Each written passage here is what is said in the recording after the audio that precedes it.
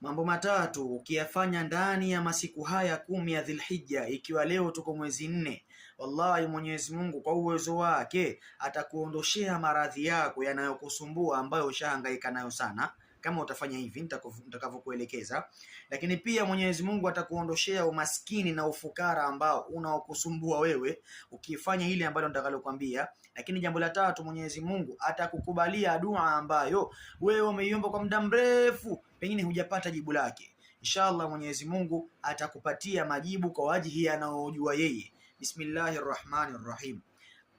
Mambo haya matatu jamani, nitayafafanua taratibu. Eka akili yako vizuri, nisikilize kwa umakini, inshallah utanufaika na mengi sana. Jambo la kwanza, anasema Imam Jaafar as-Sadiq rahimahullahu ta'ala, anasema hivi: atakayesema maneno haya mara 70 ndani ya siku yoyote miongoni mwa masiku ya Dhulhijja, Mwenyezi Mungu atampa kile anachokitaka na ataondokana na ule ufukara na umaskini ambao yeye unamsumbua nao. Ni maneno gani? Anasema man qala hadha alkalam, atakayesema maneno haya: la ilaha illa Allahul aliyyul qadir, la ilaha illa Allahul aliyyul qadir, ilayhi almubtada wa ilayhi almasir, ilayhi almubtada wa ilayhi almasir, biyadihi alfaqru wa biyadihi alghina wa huwa ala kulli shay'in qadir. Ni dua ndogo tu, ikariri mara 70 ndani ya siku yoyote miongoni mwa masiku ya Dhulhijja. Ukihisi kwamba unaweza kuifanya dua hii ndani ya siku zote hizi zilizobakia kuanzia leo mwezi 4 mpaka kuendelea, fanya, inshallah utaona maajabu yake, utanishukuru tu.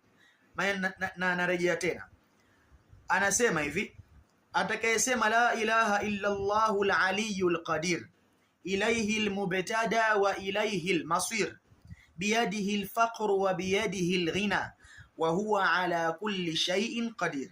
La ilaha illa Allahul aliyyul qadir. Usiniambie nikuandikie, nisikilize vizuri. La ilaha illa Allahul aliyyul qadir, ilayhi almubtada wa ilayhi almasir, biyadihi alfaqru wa biyadihi alghina wa huwa ala kulli shay'in qadir. Raddidha 70 marra, irejee dua hii mara 70. Soma muda wowote katika siku hizi 10 za Dhulhijja, wallahi utakuja kunikumbuka. Hii ni sadaka kubwa sana na kupatia katika maisha yako wewe na watoto wako, wapatie, alafu utakuja kuona maajabu ya dua hii ama maneno haya utakapoyasema ndani ya siku 10 za Dhulhijja. Hili la kwanza.